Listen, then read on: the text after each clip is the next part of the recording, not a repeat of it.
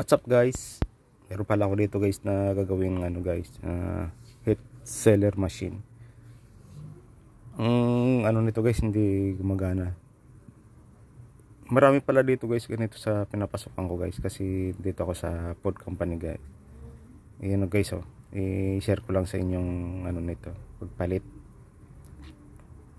Ayan guys putol na yung nung binuksan ko, putol na yung heating element niya guys. Ito yung umiinit pagka diniin mo. Ayan guys ayan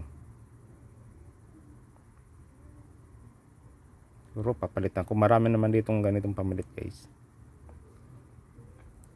Ayan ito yung bago. Mayroon ditong bago akong kinuha yan guys. Ayan bago pa siya. Tita mo parang stainless siya yung niya. Itong element. Pati itong guys insulation dito guys sunog na rin to.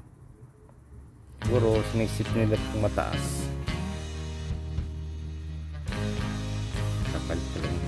Check lang muna guys. Magkasquat naman to siguro mga ganito. Siguro nakasit tong matas ng operator kaya napuputol lang ito guys. Ayan. Ganun lang siya. Ayan. Lang dyan guys. Ipit. Kasi ito guys sunog na rin tong niya. Insulation niya guys. Papalitan ko na niya. Listing ko muna ito guys dito kung magkasukot.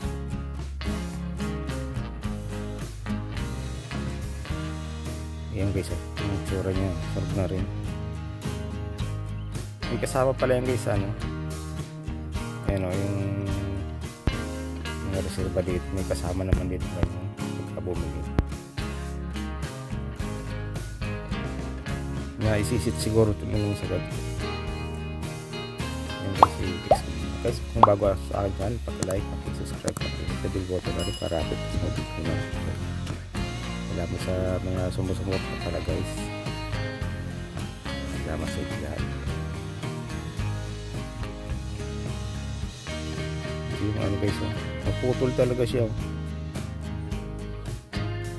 Nakasit siguro yun sa nakasagad, tapos yun inaano nila kaya napuputol. Bago hindi naman basta-basta mapuputol kung ayan guys ang instruction yung ko na guys. May balik na yung insulation na nalagyan. Ayan naka-clamp lang naman yun, nakaipit yun guys. May cover dyan. Galitan ko na rin kasi baka mag-grounded sa body pag pinilitan ng body kabilaan ng insulation. So sinasagad nila dyan. Alam naman ng operator yan kung gaano yung niya, seating niya. Okay na yan guys, lumusok na sa seating nila siguro yung magigipindi pagka tinisting.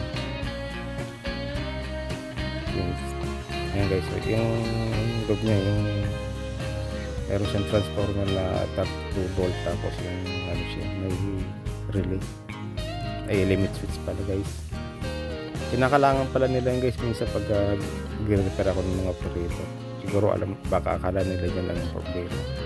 Yan guys dapat may 32 volt AC kaya makuha dyan pag tinesting mo output dito sa just dadaan sa yan guys, sa limit switch. Yung switch lang naman yung pagdingin. Tapos may electronics dyan na magkocontrol kung pagka diniin mo guys magkakat pa yung timer. Check ko muna guys, testing ko muna. Meron dito mga ang dami para dito guys na ginagawa na nito. Hindi ko na kasi binibidyo yung mga machine nito, bawal guys. Karami naman trouble dito yung pagka yung machine may trouble, ayaw gumana. Yan yung ginagawa ko dito pala guys. Sobra naka 12 o'clock yung guys shipping ko kaya ganun. Ayan ang tama. Yan okay na siya guys. Pag sinagad mo kasi putol agad yung plastic. Okay naman. Salamat sa panonood guys. Thank you for watching.